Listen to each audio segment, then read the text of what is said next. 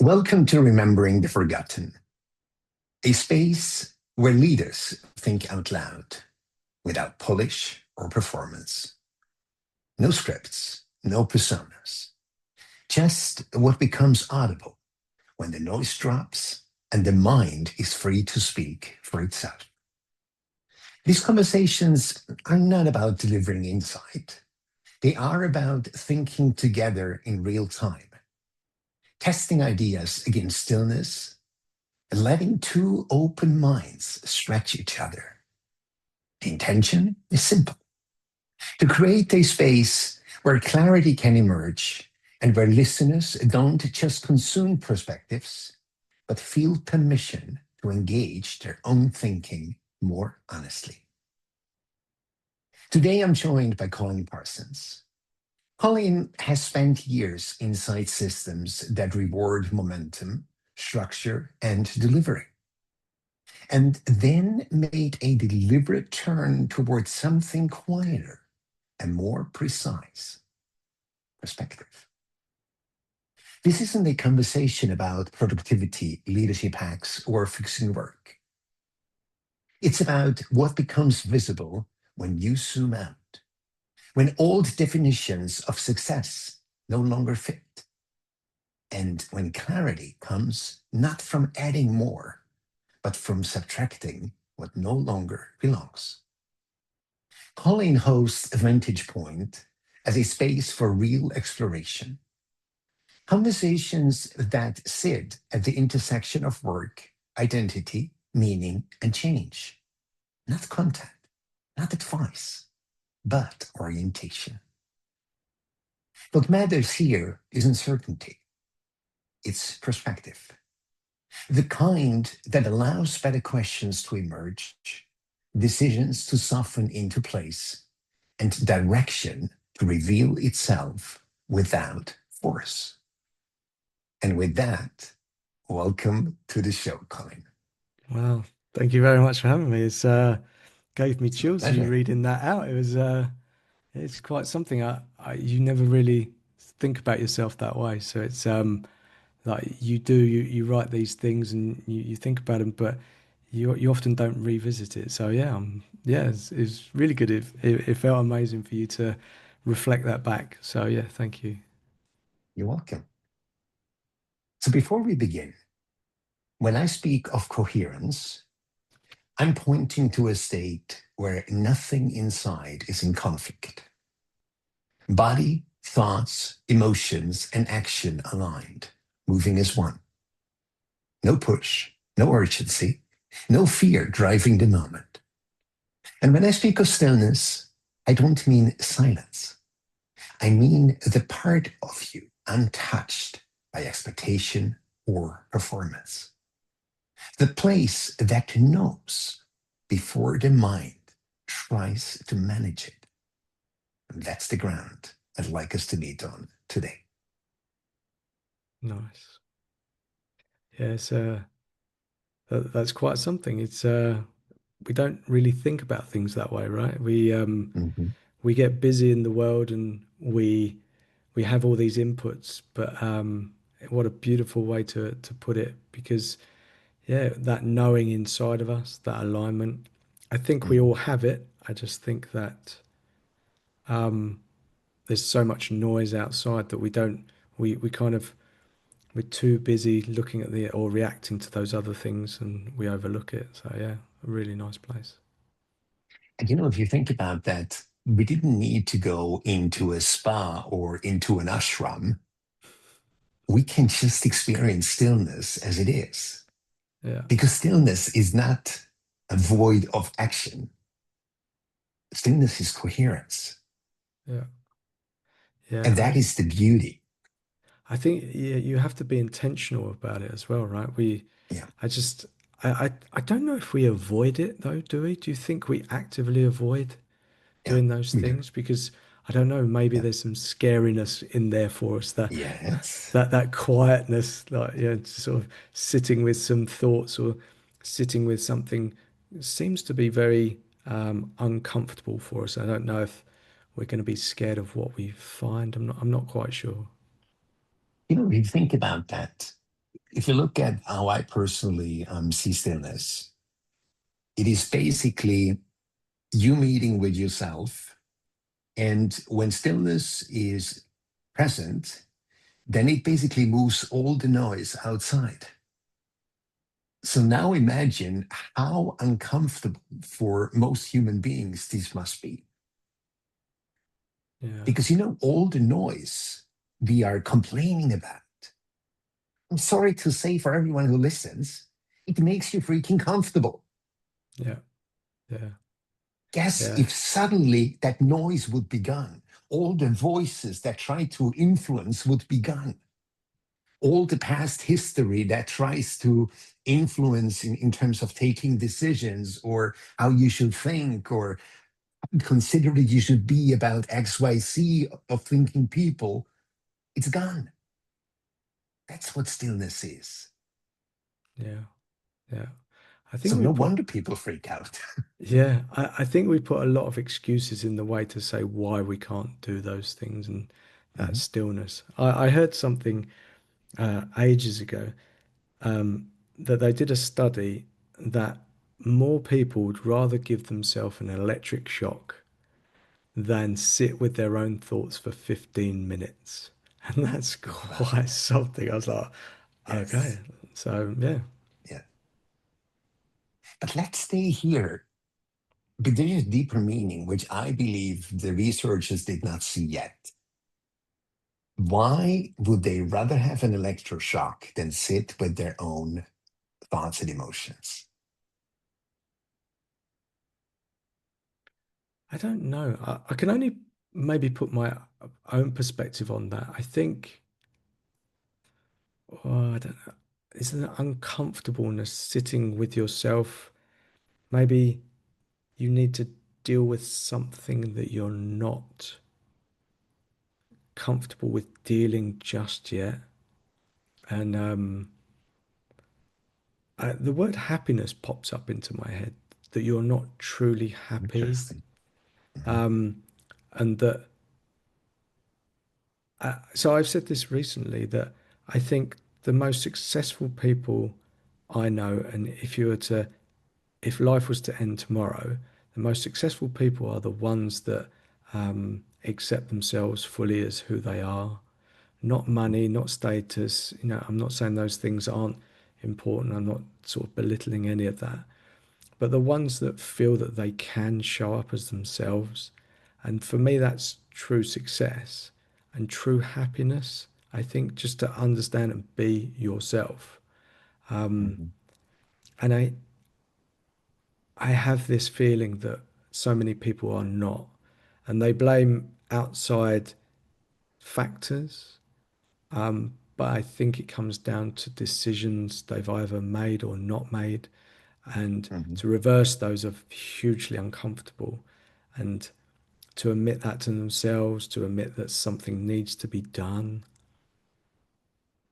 is very painful. And that 15 minutes might be too much in that moment. And I genuinely believe that the time will come anyway.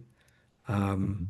You know, maybe not for everybody, but you know, it's one of those things that I remember seeing this visual ages ago. There was a little seedling in a forest that was by these massive trees, and there was Mhm. this thin bit of light coming through, and it was this seedling to grow. And I think we all want that thing, you know, that either that version or that thing that's inside, whatever that is, to come. Mhm. And I think we do desperately want it, but oftentimes it's not easy. Be that in that you're in a relationship that you don't want to be in, you've got to quit your job that's safe and secure. You you have to admit to something that you is not quite right or is serving you, or something's changed in your life, or you want something different. And I don't mean material things. You want something, you've built something, but it no longer fits, and you've got to change everything. And I don't know if I'm projecting there a little bit, but yeah, No, I I think think you're this, onto something. yeah, yeah, it's it's quite something. I'd like to. I've never asked that question to my friends. I'll be interested to see what they say because they have a different perspective than me. Um, Next time I see them, I'm going to ask them and just Mhm. see what they say. But Definitely yeah, do that. yeah, Yeah, definitely do that. There is a story which I heard from a friend of mine, and I have not corroborated it yet. So I just say that out loud. But he's a legible source. So he told me that Wim Hof, who has become the Pope of cold, never intended to do what he's doing today, by the way. yeah. I think he lost his family and he was so frozen inside that he decided a way to shock his system is going into a cold river or a cold stream, whatever you want to call it. That's how he started. Think about it. Okay, So, speaking of shock, electroshock, what is an electroshock? yeah. Like I can tell you from first experience, my dad needs electroshocks to get close to his emotions because his emotions literally froze.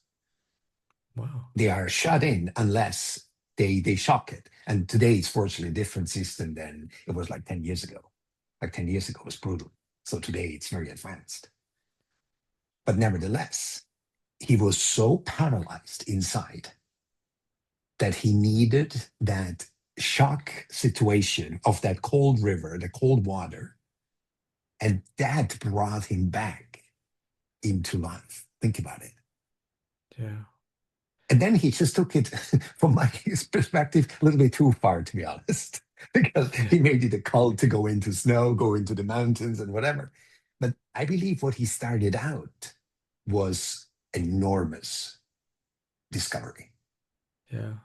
Yeah. I think that shocking yourself back into something it's really strange when you were saying that it felt a bit like we're walking around like ghosts and we Yeah. need to bring ourselves back down to some sort of reality or reset our bodies and I think our bodies are very sophisticated. Mhm. I I used to think that everything was driven by our mind.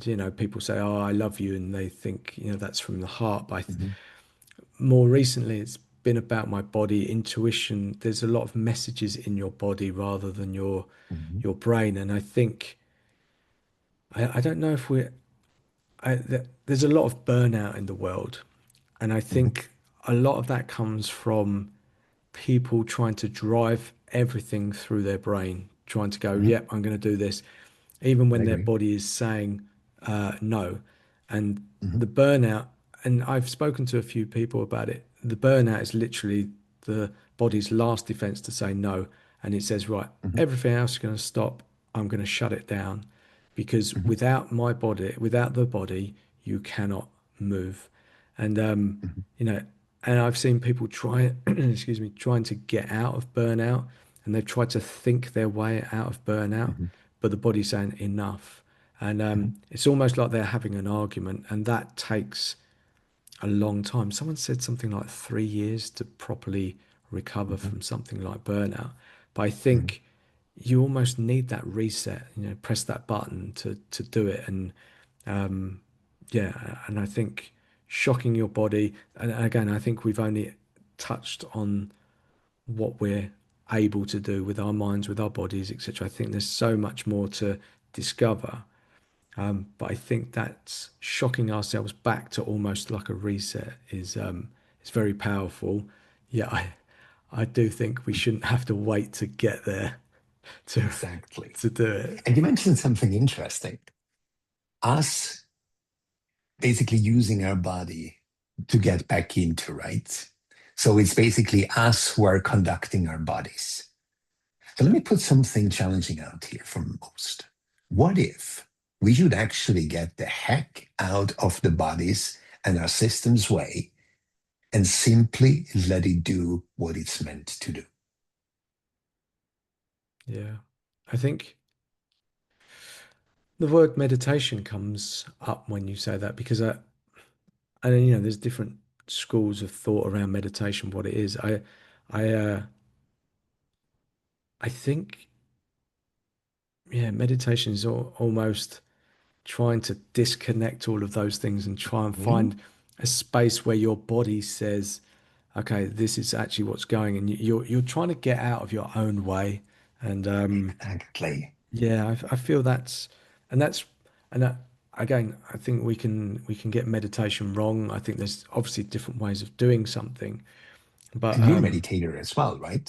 yeah, and I do breath work, which Hmm. I found very useful for myself because it resets like the nervous system, which Hmm. seems weird because it's like there's you think, oh, something amazing is going to happen, but it doesn't always, it feels great, but actually it Hmm. has much more impact than you naturally realize.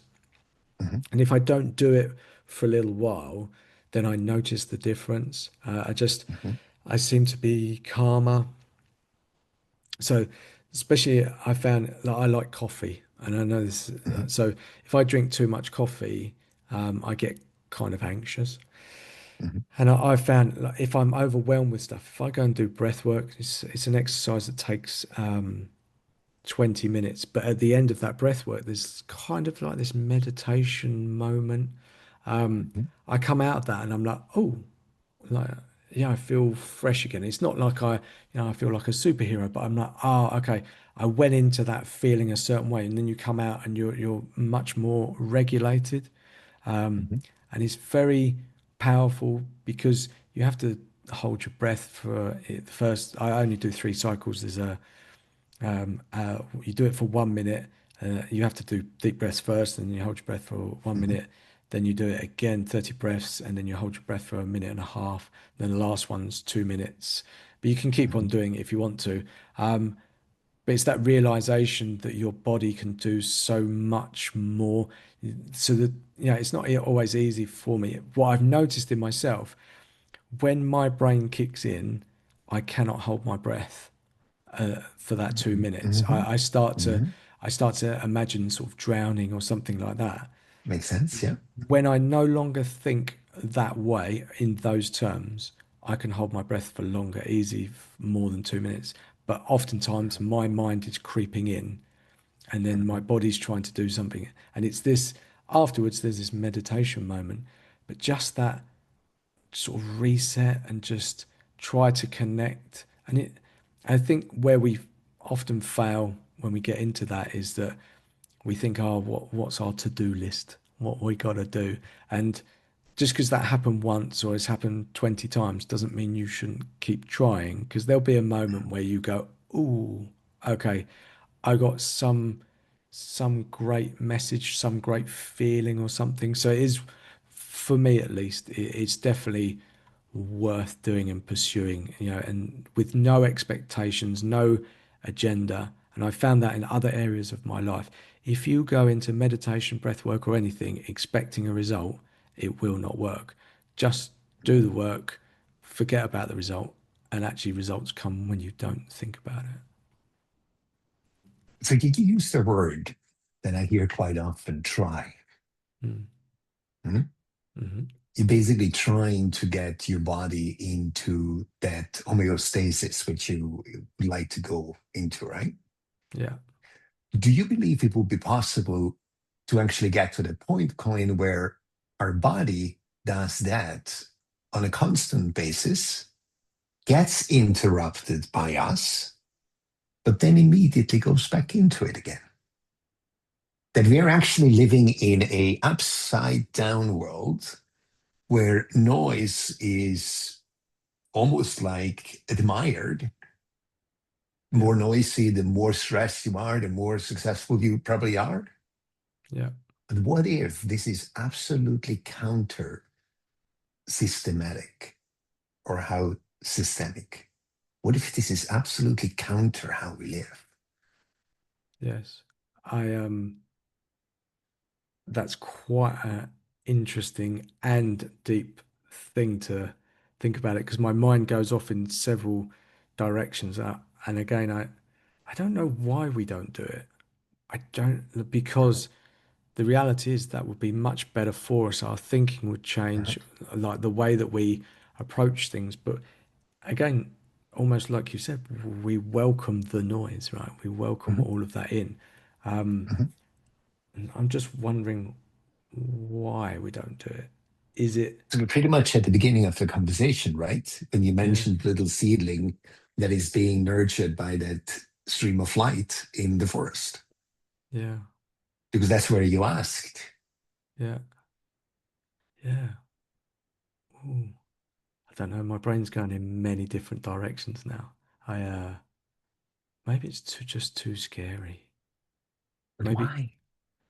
because it's the unknown. We like familiar. We like. I think even even when we know something's not right, um, there's a familiar and that's known. And I think Mhm, that quietness and that stillness is unknown and that's uh-huh, unfamiliar and that uh-huh, is uncomfortable and scary. And uh-huh. I It don't know. feels unsafe, right? Yeah, yeah, Mhm, yeah. And so I've done a lot of work about identity, and mhm, we tie ourselves to an identity, and mhm, oftentimes we think that we want to become someone else, but we have to let go of that other identity, whatever it mhm, is, title, doesn't matter.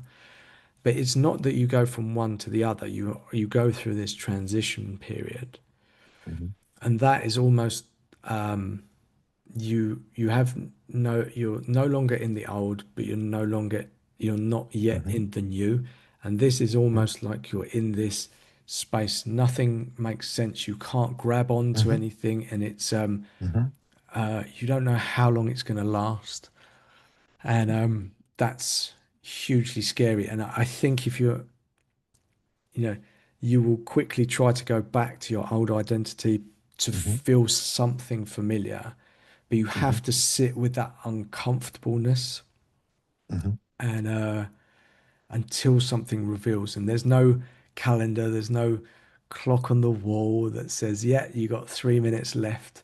It's you sit there and you sit there Again, and attest then to you that. sit there. Yeah, Yes. yeah, Weeks and months and months.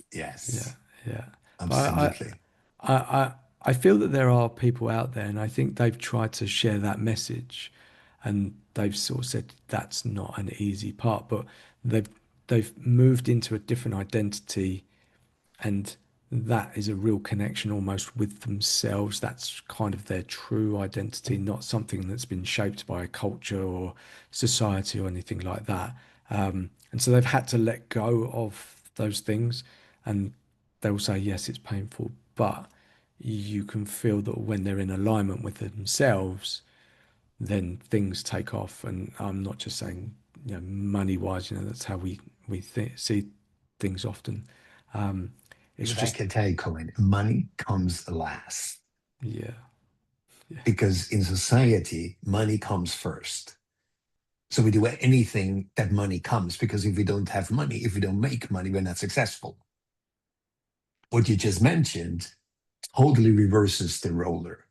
I can attest to that. yeah, So everything follows first. And then as a result, money comes. And yeah, I can tell you why money comes last. Most people do not really see that. Because when money comes first, what happens if people have money or if people want money? Corruption, yeah, the possibility of being bribed, the possibility of being bought or coerced. And this is an interesting aspect for both of our situation, without going too much into detail, to think everything else had to fall away first yeah, before the money was able to arrive. yeah, yes, And that is a deep, deep thought. Because, coaches, and you remember, like I'm an executive coach and a business consultant from a background, but I realized there it is all about adding stuff, yeah, but stillness and coherence is the opposite, removing. yeah, yeah, So when you say the identity, A real identity, when we speak of identity, is basically what I call the original design. Yes. Yeah, yeah. So we're born with it. Have these seedlings, as you mentioned, we have them in us. They're not just in the forest where you see them, either you're on mushrooms or not, right? We have them in us. And if we're fortunate enough to get them nurtured, they will grow. Yeah. But then society becomes quite demanding and quite loud. In early times, I remember, Colin, I thought that it's almost like a scheme of a bad might or bad power, mean power that tries to enslave us. And then I realized, no, no, no, it's actually much more mundane. We just begin to adapt to what other people tell us works and has to be. Yeah. As children, think about that. Some at the tender age of 4, 5, 6, they don't trust anymore what they believe. Because, yeah, they might have fallen off the bike a couple of times in life. And then grown ups told them, this doesn't work. You're now old enough to learn what really matters in life. And you know how, what do you call it, impregnable, I believe what it is, our minds are at that tender age. Yeah. So when somebody meets that moment where the question comes, is this it? Or is there more to my life? Guess who that is? That's the original design knocking at your door. Yeah. Some people face a cancer diagnosis first. You see where I'm going, right? Yeah. I think life throws it in the way, almost like you said about Wim Hof, to reset, to try to get you back to that original place, that design.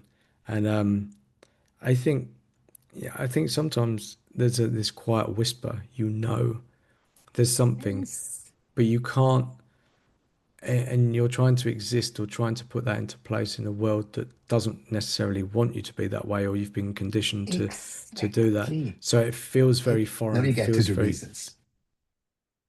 Now we get to the reasons. yeah, If you break it down, if we make it very fast, you are afraid of losing belonging. yes, That's what it comes down to. Literally.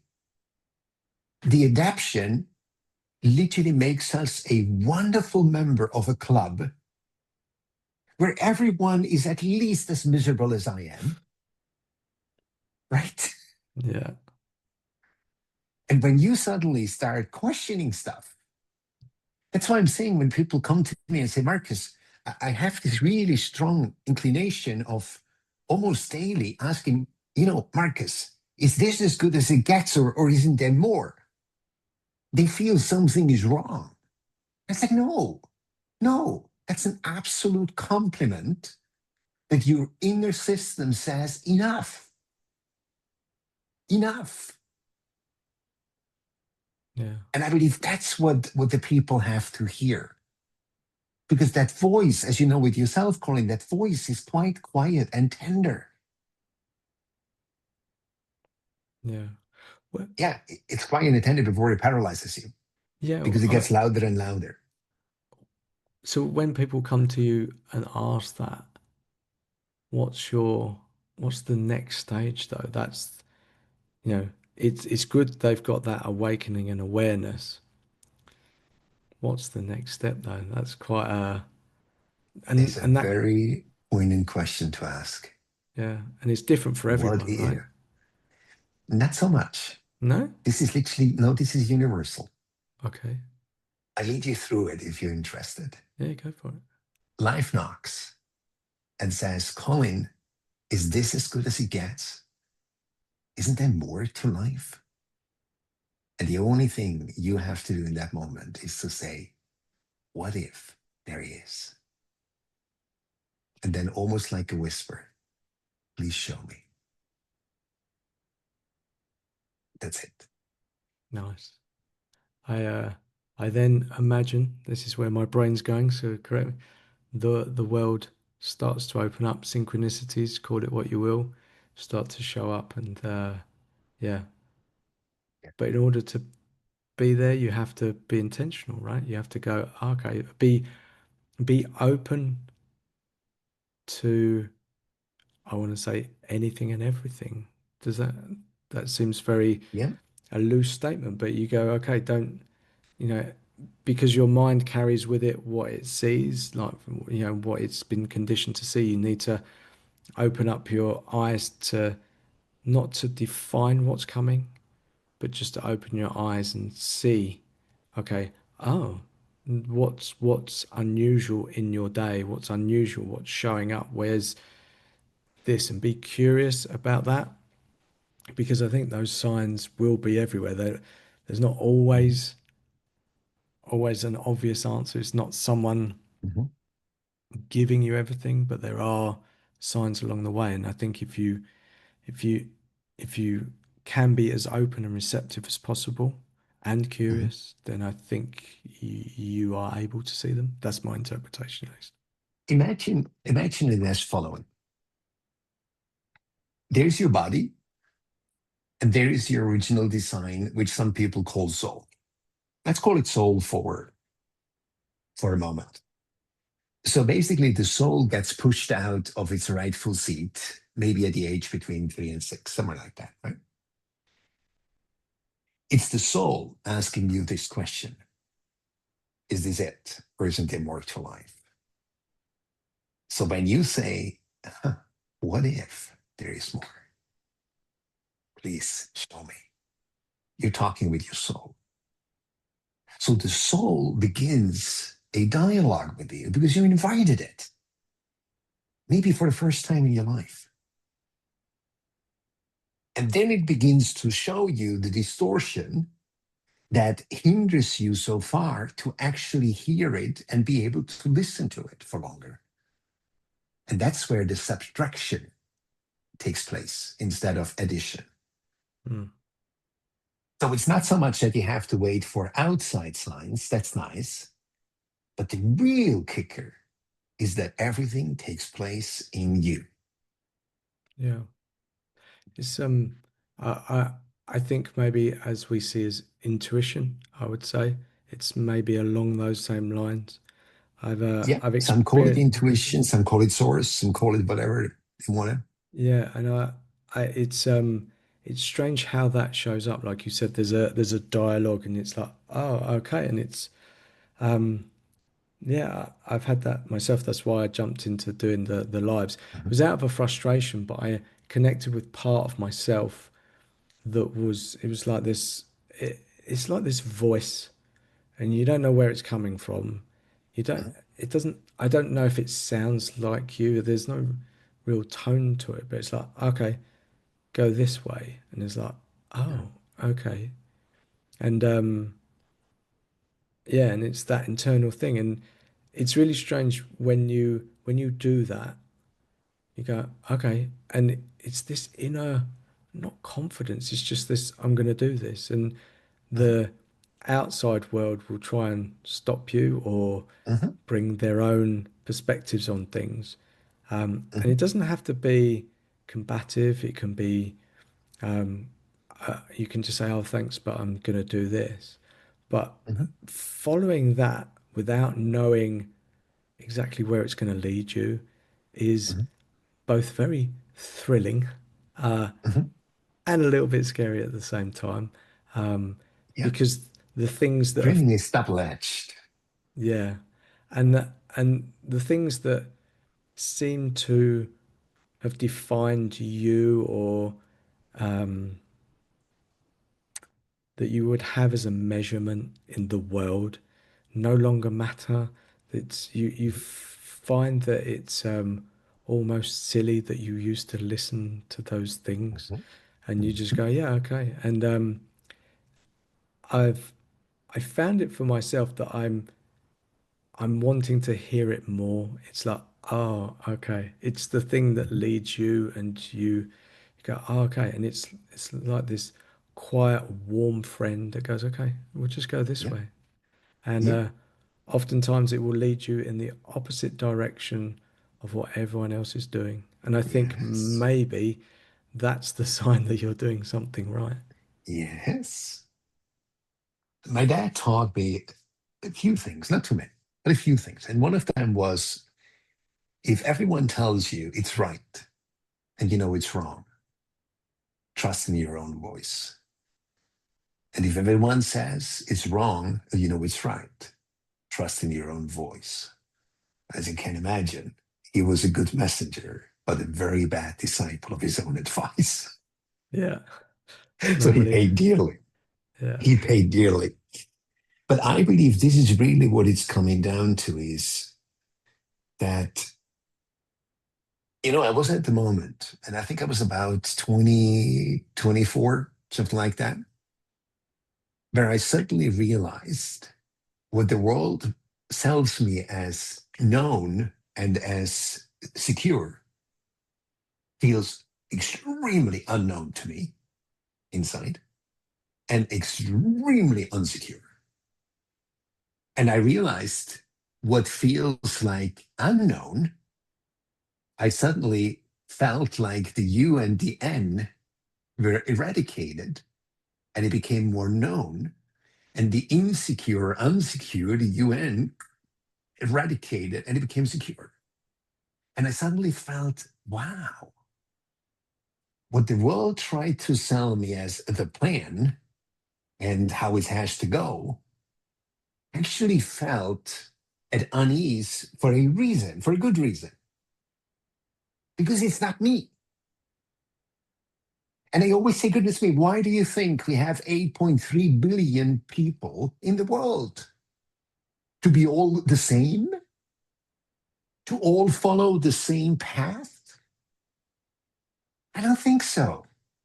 yeah, And I literally only work with people who have gotten to that point where they say, you know what, Marcus, the entire Maslow's pyramid of needs has come to an end. And then people say, okay, do you have like level 6, 7, 8? It's like, no, no. I want to show you that the entire Maslow's pyramid is nice, but it's not what life is all about. We are not here to fulfill our needs. We are here to get connected again with that original design. And when that foundation is built, then you can use a Maslow's pyramid. Because then suddenly level 3, 4, 5, self-actualization and awareness and everything suddenly becomes into order.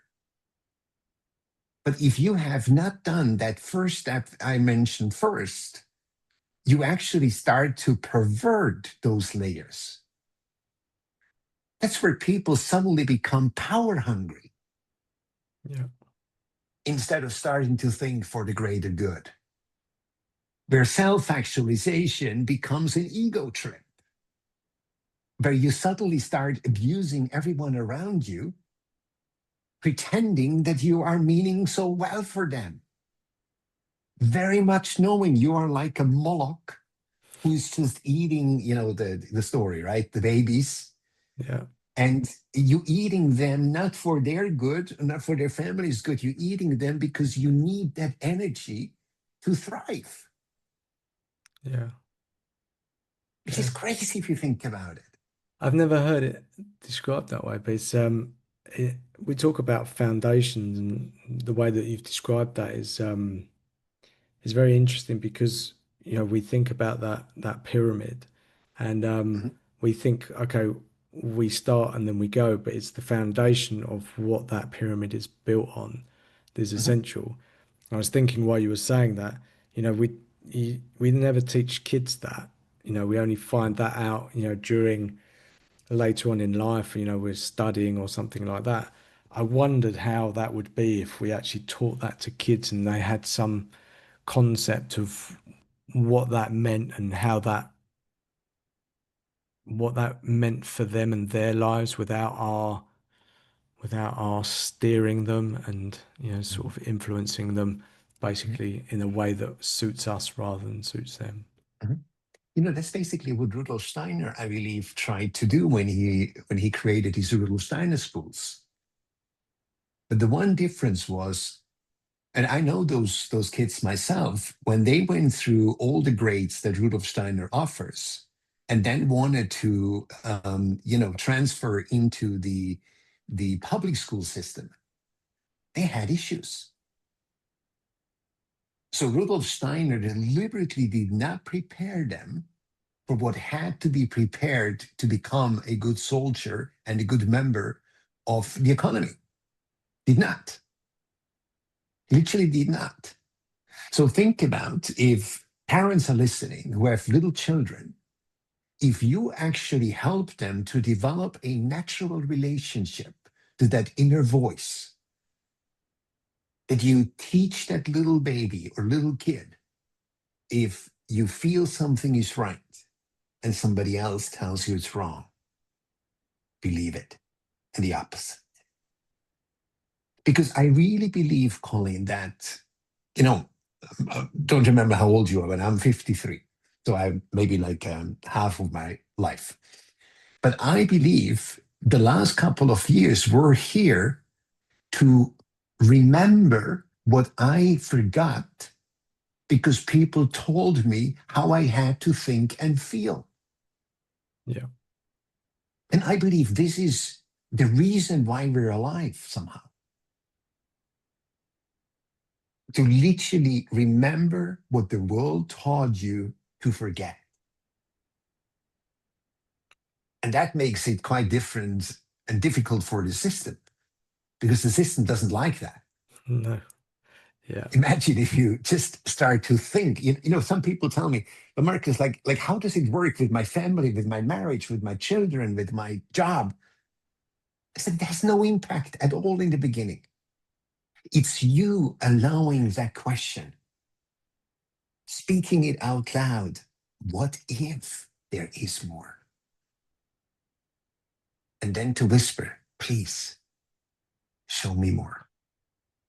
Yeah. Because the more is coming. I'm not sure if you're familiar with Will Smith's new documentary. So he has a 7-part documentary, Pole to Pole, I think it's called. And at one point, he stood there and he said, guys, I am one of the most successful actor there is in our lifetime at the moment. Most paid, highest paid, right? Influential. He's a thrill seeker. Like literally added. Where you thought, yeah, stop bragging. It's enough, right? But then he said, and you know what? I have not found happiness in none of these things. Wow. In none of these things. That's why he took his money. That's why he took his time. That's why he risked his life to do this pole to pole documentary from the North Pole to the South Pole, to find, you probably remember he had this movie with his son, The Pursuit of Happiness. Yeah. Yeah. There's no coincidence that he did that. It's coincidental, literally. And now they're letting back to this documentary in the hope to really find the source for happiness. That's why he's done it. Think about it. Nice. Did he Yeah. to give no spoilers, did he get there? Did he understand anything? I don't think he's there yet to reveal it, Okay. because I think he's pretty much overwhelmed while he records it. Okay. Yeah. Like, for example, there was one episode, I really highly recommend you watch all of them. He was with a guy who found happiness in nature. He was paralyzed, and then through meditation and everything, he, regained functionality again, can walk. So he laid himself back into the grass, and Will almost went insane of nothing taking place. He said, my thoughts are racing like crazy. So he wasn't able to just lay down, close his eyes, and just be. And that's when I realized, gosh, this epidemic is so much worse than I expected. Mm. So much worse. That when people say I cannot meditate, they're right. They have no chance to stop their thoughts, maybe just a millisecond. Yeah. Because as you said in the beginning, it's so mind-driven, everything. Yeah. I think um I think also technology is we treat our brains like technology, and Mhm, we see it almost like they're supposed to be the same things, like they're like our brains are computers and we process things, etc. And I think that's a very, I understand that's got us to a certain point, but I don't think there are people do understand certain aspects of it, but our brains are not computers. They're designed for probably much more than we even know now. mhm, Yet we're trying to treat them as like input, output, process, mhm, etc. And it's mhm, not that. And so we've thrown technology in front of our brains, social media, input, like constantly mhm, bombarded. And mhm, it was never designed to be that way, or it's not evolved, or it mhm, shouldn't evolve. I don't know. mhm, Um, mhm. And and that's where it's the overwhelm comes from. yeah, Do you know exactly. anyone who is not overwhelmed today? I don't know many. No, but when I do, when I meet them, I come across them occasionally. They're so happy, but they're very Mhm, intentional about what they let into their environment. mhm, They're very mhm, self-aware people. They're very, uh, I wouldn't say spiritual. It doesn't even have to be spiritual, but they're aware of what the effects on them are, mhm, and they're in mhm, touch, and then they mhm, can sort of cleanse themselves. They almost see it like they've made themselves muddy or dirty or something like that, and they're like, oh, okay, and they have enough distance and enough clarity to say, oh, that doesn't serve me, and they're mhm, quite relaxed, and they're like, yeah, and they don't judge themselves. They're just like, okay, no, and again, I think it comes down to knowing themselves, being aligned with themselves, and being able to resist those temptations, or however you want to call it, inputs, and and I think we have to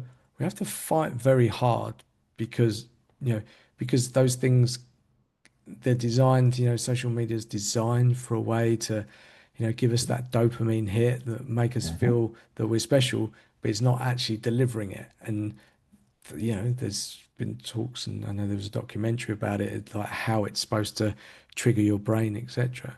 But mhm, those ones that go, oh no, I don't like that. They have this awareness, and they're able to go, no, okay, I'm going to put that aside. mhm. But they also don't fill up their cup with a lot of to-dos. They'd go, Yeah, yeah, that's exactly it. Yeah. Because, let's look at an analogy of a car drive. Hmm? Most people have the mind as the driver. Never intended to be the driver. Never wanted to be the driver. Definitely not.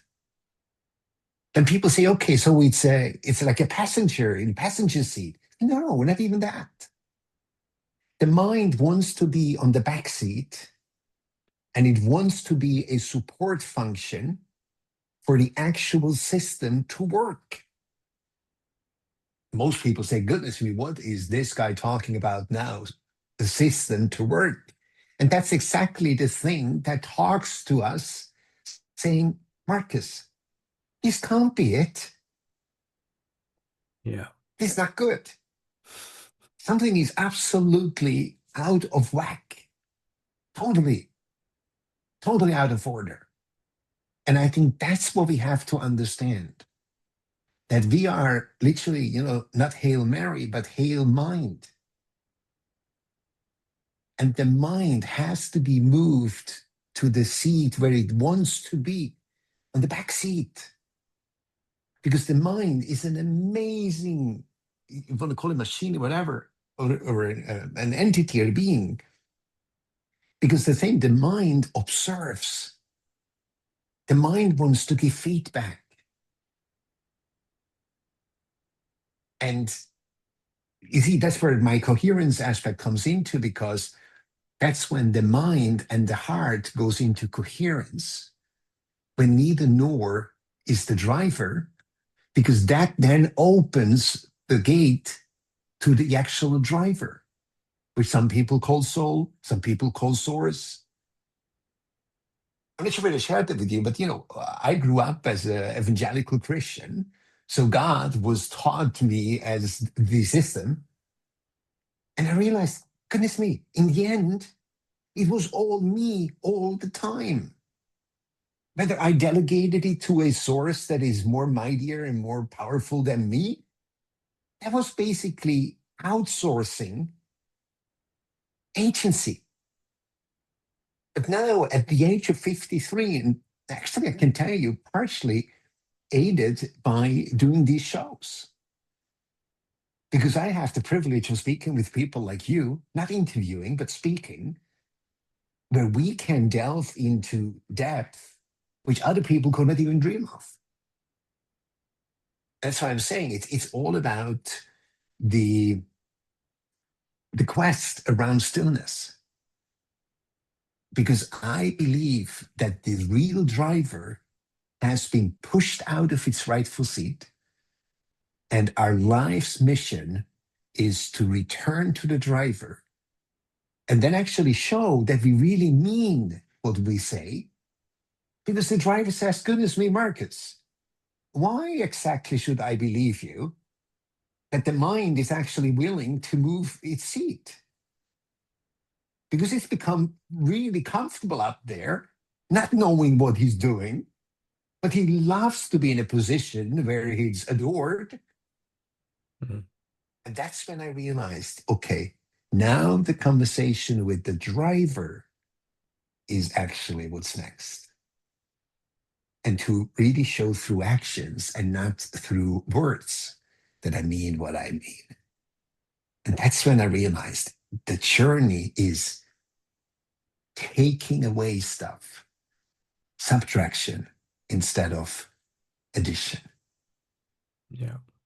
And then louder and louder and louder, I heard the voice until I realized, gosh, it was my distortion that hindered coherence to speak to me constantly, constantly. Because, probably know coherence shows up spotty, right? Suddenly out of the blue, you have a thought, you have a hint, a hunch.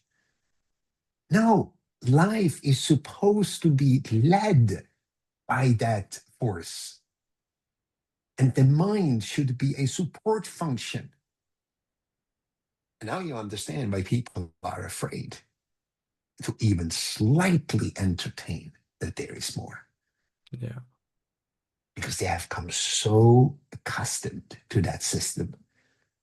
Yeah. But I think in that way that they're scared because they they think, they've got to face that reality, and that's quite scary, and they've gone far down the road Mhm. driven by the brain. Mhm. And Especially in our society. yeah, and again it comes back to, oh, okay, I've got to unwind everything. And Mhm. I don't think it's always as drastic as that. I think it's just about, like you say, subtracting doesn't have to be always painful, but just, Mhm. and we always think it's got to be overnight, something's got to be this, but no, just work towards it. Just, okay, put it in reverse, just see, okay, go. And, Yeah. and it doesn't have to be that scary. Go, okay, where can I get back to? Where's the point where I actually change who the driver is, and where can I get back to? Mhm. And I think your point in terms of taking away is it sort of stands out so much because it's easy to point out, we're very consumer driven, um, but it's not just things, it's input and knowledge and stuff like this. And And thoughts, and feelings, emotions, yeah, beliefs. Absolutely. yeah, Yeah. Yeah. yeah. And yeah, I think the only thing I would say is that now that we are connected more than ever, I think the nice thing about that is that we can spread that message and we can help other people understand that easier, you know. Mhm. So there are ways you can use technology for good. You can use it Mhm. to Mhm. share and not convince, but just show. I don't think we have to force anyone into anything because when the right time is the right time for them, I generally Absolutely believe agree that. with you, Colin. Yeah, absolutely. And And the other thing is, just go ahead. no, and I just I think people are starting to wake up because, you know, just as you said about Will Smith, he's a prime example. You know, on the outside ticks all the boxes, right? You know, and he's saying no, and most people are chasing fame or chasing money, Mhm. etc. And he's Mhm. almost saying, I kind of got here. Mhm. Like I'm on the top of this mountain. Mhm. This is not the mountain I want to be on. I want to be Mhm. on a different one over there. And Mhm. I think hearing that from people that are a little bit in front, a bit further in front, or however it is, I think can start to open up people's minds and sort of, I mean, I Mhm. say minds, just we're talking about brains and stuff, but just to go, just to start to, A language itself is crazy, isn't it? yeah, exactly. You start to go, oh, okay, something has felt off. And oftentimes when we go against what everyone else is going against, we're deemed by society as crazy or Mhm. strange or an outlier. I agree.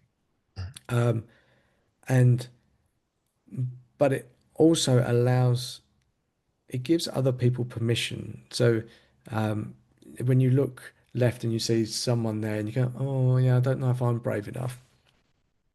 But you see someone walking with them, you go, oh, that's okay. And so I think over time people will get there, but it needs to Mhm. be their time. It needs to be done well, um, and thought through in a way that's right. Because if it's not done correctly, people will just ignore it and just keep on because ignorance is a lot better sometimes than Mhm. facing the idea of change. Mhm. Absolutely. You know, that's where that thought came into a while ago, where I realized my job is to send out the signal, and it will be received by the people who are willing and ready to receive it.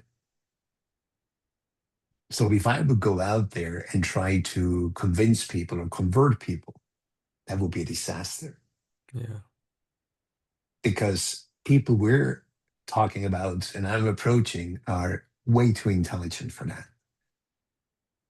They don't want more of the bullshit. They don't want more of, distorting methodologies and coaching and whatever. No, they want to hear, you know what? There is the more.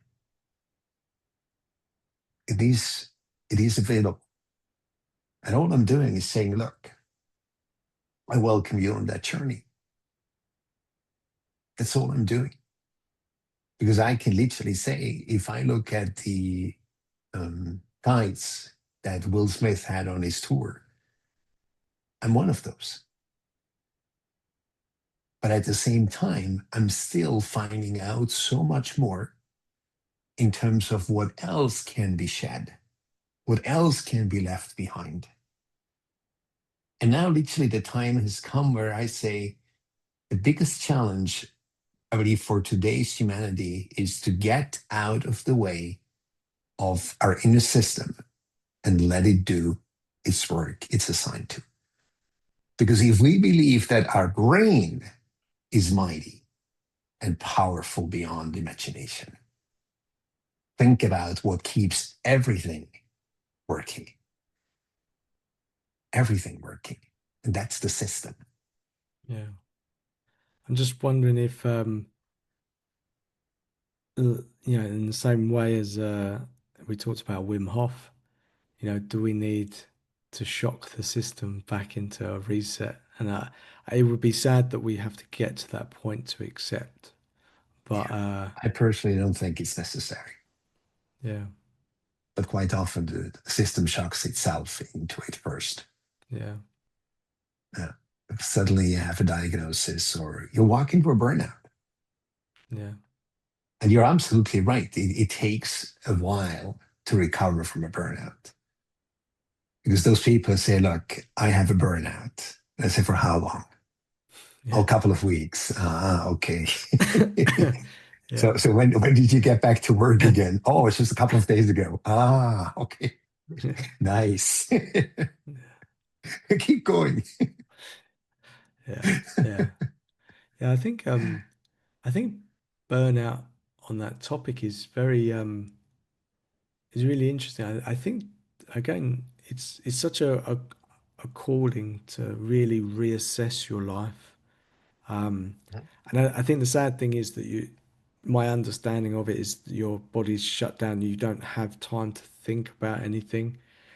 So and I think there's external pressures, you're going to work, if you've got a good job and there are, good bosses that understand and support you, but some like are basically either forced that or the alternative is to go on unemployment or something. Mhm, mhm, Um, and that can be a very scary place to be.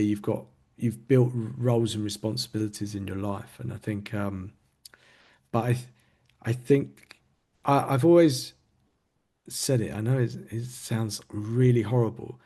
Uh, when someone's hit burnout, I think that's a great thing to have happened, and It is. I, I agree. and people look at me a bit funny, but I go, right, if I say you've hit rock bottom, that sounds horrible, but maybe it is. I've even experienced it where I was talking to someone and I could see something wasn't quite right. I couldn't necessarily predict burnout, but you could see whatever you were saying, it was like you were on mute. It wasn't going in. It was like they looked like they were hearing you, but they weren't. And I Mhm, was like, mhm, oh, okay. And this person had to go through it and they had to do that inner work, that mhm, understanding. And they tried to get back to where they were and tried to fill in and add all those bits back. I've got this, I'm doing this, I'm doing this, I'm doing this, I'm doing this. mhm, And took them a long while. And I think they were still forced towards the end, but they have a much deeper appreciation for who they are, what messages are coming through, what's there. And I think without that burnout, they wouldn't have got there. And I think it will lead them on to a better path. And it's, again, sad that they have to get there, but I also feel that that's a signal that enough, that that's your time to, mhm, you know, to reassess. mhm. Because, if you think about that, um, why would we say that somebody who goes through a burnout is actually privileged? And having experienced it myself, I can definitely speak of it without being condescending about anyone who goes through a burnout right now. It takes your system to get to that point where it says there is too much to be protected. And if we go on like this, damage will be done to what has to be protected. Yeah. And I think that's an interesting aspect. Yes. Uh, Yeah. Yeah. Self-preservation in many ways. yes. Yes. Yeah. Yeah. Because let's be honest, most people walk through life like zombies, Yes. right? The Yeah. Yeah. furthest away from Exactly. burnout, just, just whatever state they're in. Yeah. So, which brings me to my final question, Colin. This is a deep one. If someone feels overwhelmed right now with life and everything, what would you want them to return to?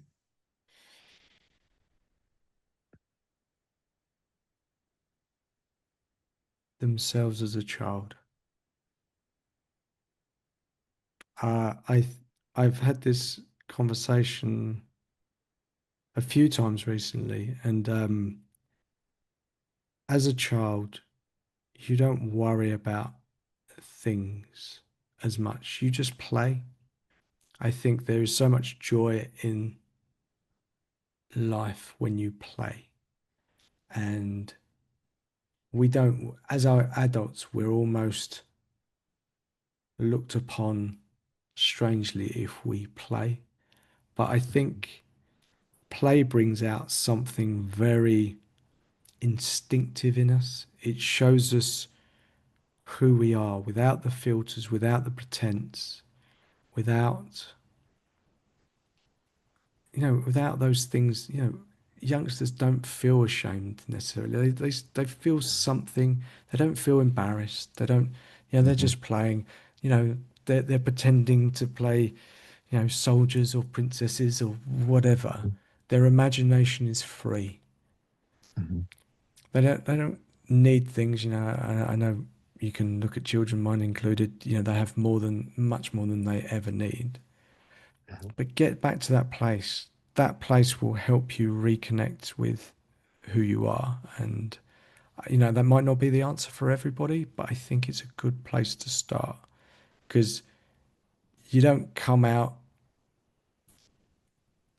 with anything. You're open to the world. You haven't gone through all those systems and those things and those influences. And you just go back to that and just feel that it's a magical place to be. Magical. There's no limits to the world.